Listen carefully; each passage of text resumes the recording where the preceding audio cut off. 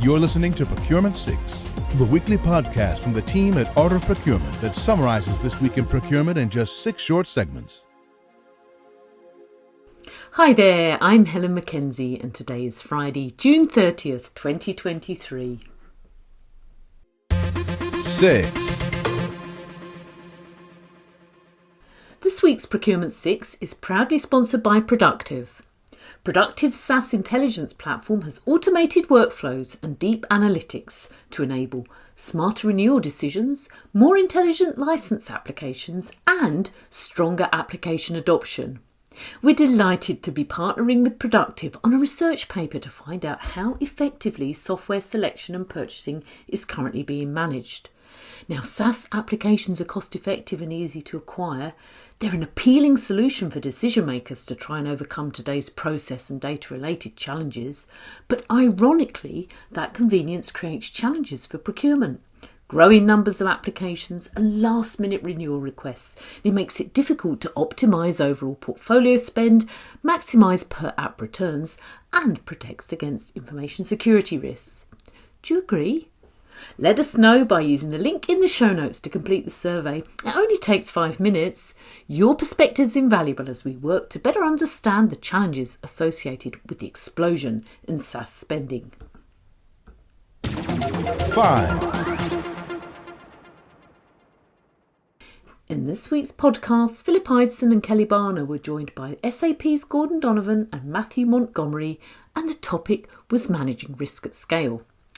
Now, managing risk is an important part of what we do in procurement, and one of the top risks we're managing today is cybersecurity. It's not just in our IT contracts where this is something we have on our to-do list, it's also right through our supply chains. In the section of the podcast I've chosen for you, Gordon stresses the importance of digging deep into our supply chains if we're going to get ahead of managing security risks. My view on this is getting visibility into end tier is the silver bullet that makes procurement every organization's hero or heroine. Because everything happens in the supply chain. Cost optimization happens in the supply chain. You want to take cost out, not price negotiation, but physical cost out. It's going to happen somewhere in the supply chain. You want to find where your scope 3 emissions are, happens in your supply chain. You want to find where the cyber is, it happens in your supply chain. It's happening at the 3rd and 4th tier. Toyota, I think it was Toyota in, I want to say it was 22. It might have been 21. But their 14 manufacturing sites went down because of something that happened in their 3rd tier vendor. And they were up and running again in about, I think it was 24, 36 hours, Matt. I don't know if you remember that, but they were up and running again pretty quickly. And, you know, the hackers that are targeting these people, they're not, you know, they're pretty clever. Yeah. And they're going to target the vulnerable ones. Yeah. And so, yeah, I think it's incredibly important that as part of your supplier risk mechanism is to understand how organizations themselves are dealing with it, and then what checks they're doing on their supply chain and getting involved in that. I mean, I was chatting to a CPO of a telecoms company. He was saying they were getting involved in 4th, 5th, 6th tier discussions because they were feeling they were having to now to get into those levels of discussions, not exclusively around cyber, but I think that one of the big things from a procurement professional now is I would be desperately trying to understand who's in my supply chain from a broad, just from a logistics risk perspective, from a geopolitical risks perspective. There was a CPO saying to me that the tail end spend used to be an aggregate play. You know, you would turn around and try and push them all together, put them to one supplier. Sure, we know few of those organizations, and then buy from those. But then that's actually exposing them to a whole bunch of risk that they now can't see as going into their supply chain. So yes, the answer to that question is I'd be spending all the time that I could possibly spend. I'm not just saying this because I work for a technology company. I'd be automating as much as I possibly can out of everything else because I want to spend my time understanding what's happening in my supply chains, and then start thinking about the risk opportunities, the cost saving opportunities. You know, it's my old boss used to call it's the day job. And I think the cost management opportunities now for procurement are in the 3rd, 4th tier It's stuff that we got trained in back in the day: value analysis, value engineering. Can I substitute that product? Can I change the way that we do this? And we know that, from a geographical perspective, more risks happen in certain areas of the world than other areas of the world. Yeah. And especially if we're concerned with modern slavery, we have to know where they are in that supply chain. So that would be my answer. Some great advice for us there from Gordon. If you want to listen to the full conversation, there's a link in the show notes. 4. In last week's episode of the Sourcing Hero podcast, Kelly Barner's guest was Sanja Kanka-Todorovic. The podcast topic is increasing the placement of women in senior executive roles. Now, Kelly and Sanja cover a great number of topics in the pod, including how we can make procurement and supply chain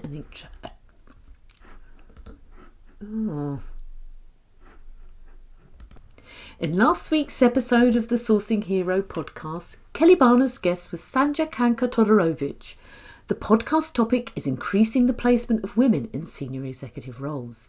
Now, Kelly and Sanja cover a number of great topics in the pod, including how we can make procurement and supply chain an attractive destination for women to start their careers.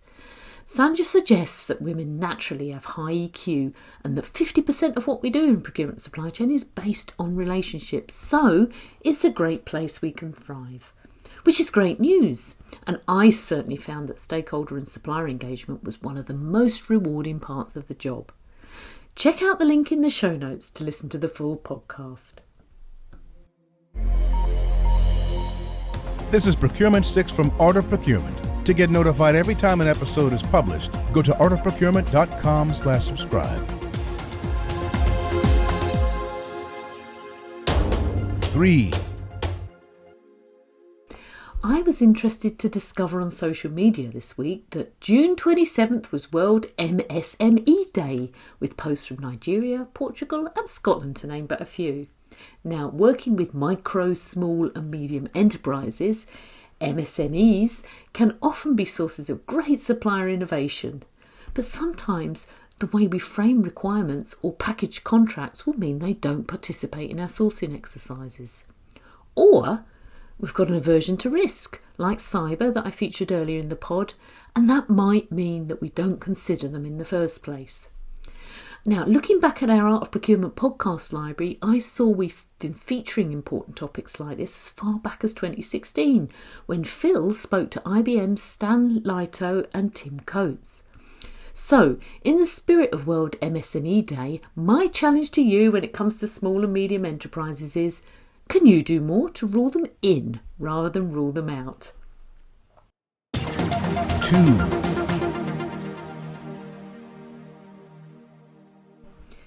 I was interested to see that the European Union has passed draft legislation to regulate AI, and it's shaping global standards too. CNBC reports that Google's head of cloud, Thomas Kurian, is quoted as saying, "We welcome regulation," and is reported to be having productive conversations with the EU. Now, getting the balance right between regulation and tech innovation is something many governments are considering across the world. And of course, AI is a feature of many procure tech solutions that we're coming across and we're seeing in the market today. And not only AI is there, but it's in suppliers we buy from as well. So, if you want to dig really deep and find out more, I'd recommend a couple of great reads. AI Superpowers, China, Silicon Valley and the New World Order, and that's by Kai-Fu Lee, and How to Fix the Future, Staying Human in the Digital Age, and that's by Andrew Keane. And I've attached links to those authors in the show notes. 1. In our next AOP Live, which takes place on July 11th, 2023, Phil and Kelly will welcome Chandel Shorter, and she's a Senior Consultant of Change Management at Corcentric, to answer questions about change management. Now, Chandel knows all about change as she's got over 14 years of experience leading large-scale transformation projects. Now, she'll lever that experience to address real-world challenges such as going beyond surface-level efforts around communications and training to ensure that change management efforts and implementations are successful, Increasing engagement on the front end of a project, so risks associated with cost, ROI, personnel lost and skilling requirements are addressed. And understanding the company's past relationship with change and whether it increases or decreases readiness and the level of fatigue that may affect new projects. Now, change seems to be on the agenda for most organisations these days, so this session's right on point. Register now by heading over to artofprocurement.com/calendar or use the link in the show notes. Thanks for listening. We'll be back next Friday at 6 a.m. U.S. Eastern Time. If you've enjoyed this pod, help us grow and tell your peers to search for Procurement 6 wherever they get their podcasts.